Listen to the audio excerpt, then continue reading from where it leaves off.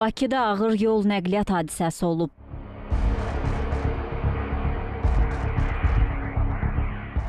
Avtobus 75 yaşlı qadının üstündən keçib. Hadisə dünən saat 18:49-da Sabunçu rayonu Ramana qəsəbəsi Yeni Ramana yolunda baş verib. Mərhumun nəvəsi deyir ki, hadisə nənəsi onlara gələn zaman olub. Rəhmətə gedən şəxs mənim nənəm idi. Avtobusdan düşürdü normal qaydada yolun sağı ilə.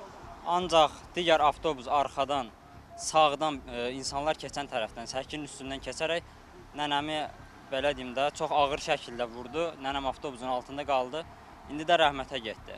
Yəni bu çox şikayətçiyik belə hərəkətlərdən ötürü. Çünki bizim məhəllədə yol qaydaları, qanunları yoxdur. Həmişə də gəlib belə kimsə başına bəla olurlar. Əsasən də 214 nömrəli avtobus. Xanım hadisə yerində dünyasını dəyişmədi. Hadisə yerində gözləri açıq idi. Yalnız ayaqları, qolları, qabırğası, bağırsağı partlamışdı, sümükləri qırılmışdı. Artıq xəstəxanaya aparanda Sabunçu xəstəxanasında vəfat etdi.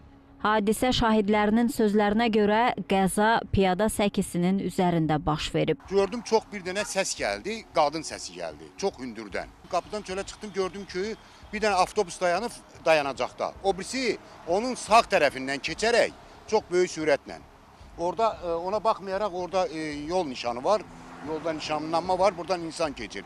Amma burada bizim bu marşrutlar, avtobuslar ona məhəl qoymur. Şoför yatdı, sağdan keçdi vurdu.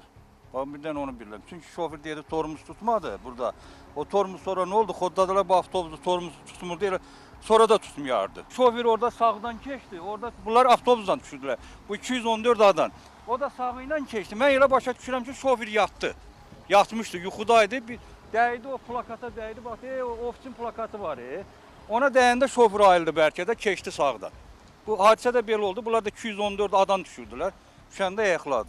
Faktla bağlı cinayət işi başlanılıb, araşdırmalar davam etdirilir. Şəhla Poladova, Üzeyir Ağayev, Xəzər xəbər.